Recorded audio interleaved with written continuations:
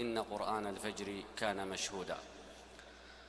وهذه الليلة البارحة قد تكون آخر ليلة، وهي ليلة جزاء، وليلة الجزاء تعادل ليالي رمضان كلها، بل يعتق فيها من النار قدر ما اعتق في رمضان كله.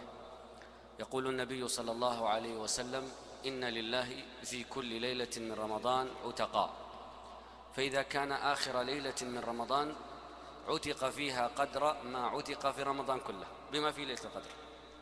يعني الليلة الأخيرة من رمضان قد تكون البارحة وقد تكون هذه الليلة الآتية، فهي ليلة جزاء، ليلة عظيمة. قالوا: يا رسول الله، أهي ليلة القدر؟ قال: لا، إنما يعطى الأجير حقه إذا أكمل عمله.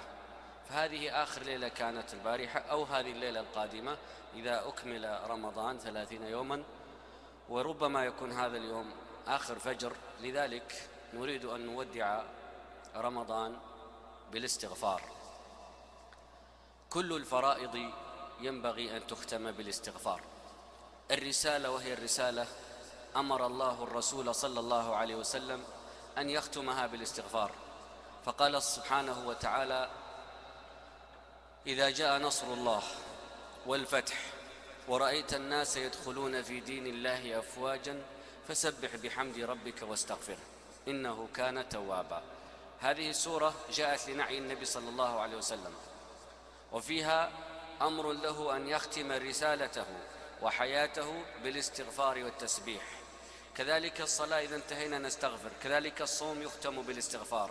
فإذا كان هذا آخر يوم من أيام صومك فالزم الاستغفار في هذا اليوم مع التكبير، الاستغفار من كل تفريط مع التكبير لله عز وجل. لهذا قال تعالى: وإذا سألك عبادي عني فإني قريب. قبلها قال: شهر رمضان الذي أنزل فيه القرآن هدى للناس وبينات من الهدى والفرقان فمن شهد منكم الشهر فليصم ومن كان مريضا أو على سفر فعدة من أيام أخر يريد الله بكم اليسر ولا يريد بكم العسر ولتكملوا العدة ولتكبروا الله على ما هداكم ولعلكم تشكرون. 3 أهداف. أولا تكملوا العدة. هل أكملنا فعلا العدة كما يريد الله؟ لأن الصوم ليس فقط هو الإمساك عن الطعام والشراب، وليس قيام رمضان هو عدم النوم. الصوم له معاني كثيرة. هل تجلت؟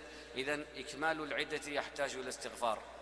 تكبير الله سبحانه وتعالى وتعظيمه يحتاج إلى استغفار، لأن ما كبرنا الله حق تكبيره وما قدرنا حق تقديره. ولتكملوا العدة ولتكبروا الله على ما هداكم ولعلكم تشكرون. إذن حتى شكر الله سبحانه وتعالى لم نستطيع ولن نستطيع أن نشكر الله سبحانه وتعالى. لذلك نختم شهرنا بالاستغفار.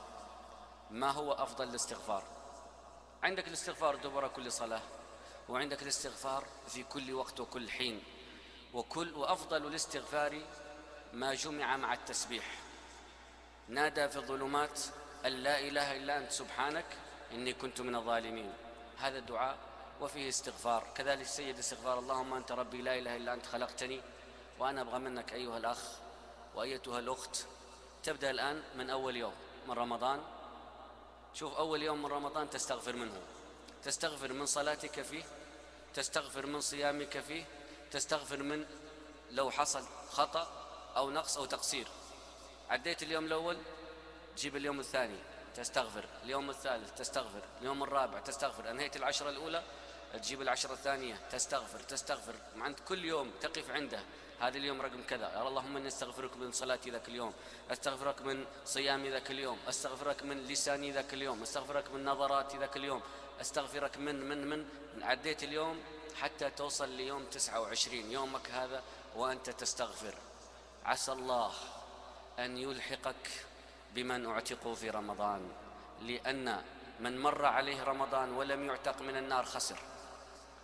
من مر عليه رمضان وخصوصا آخر ليلة، لأنه يعتق فيها قدر ما اعتق في رمضان كله، لكن عساه أن يلحق بالاستغفار. وما كان الله ليعذبهم وأنت فيهم وما كان الله معذبهم وهم يستغفرون.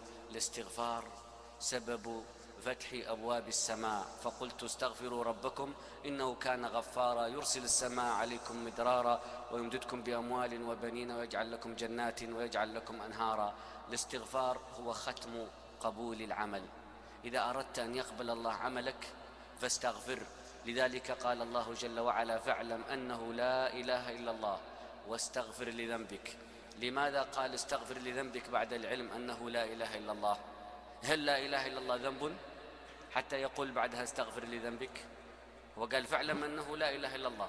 طيب ما علاقة تعلم أنه لا إله إلا الله بقوله استغفر لذنبك؟ في علاقة بين الأمرين؟ ما في علاقة. هذا كمال التوحيد. اعلم أنه لا إله إلا الله، شهد الله أنه لا إله إلا هو والملائكة وأولو العلم قائما بالقسط، لا إله إلا هو العزيز الحكيم. جاء الأمر بالاستغفار بعدها. لماذا؟ لأنها لا تقبل إلا بالاستغفار. لا إله إلا الله تحتاج إلى استغفار دائم. عرفت؟ الصلاة تحتاج إلى استغفار حتى تقبل، الصوم يحتاج إلى استغفار حتى يقبل، الزكاة تحتاج إلى استغفار حتى تقبل. خذ من أموالهم صدقة تطهرهم وتزكيهم بها وصل عليهم، يعني استغفر لهم، إن صلاتك سكن لهم. لهذا أيها الأحبة نلزم الاستغفار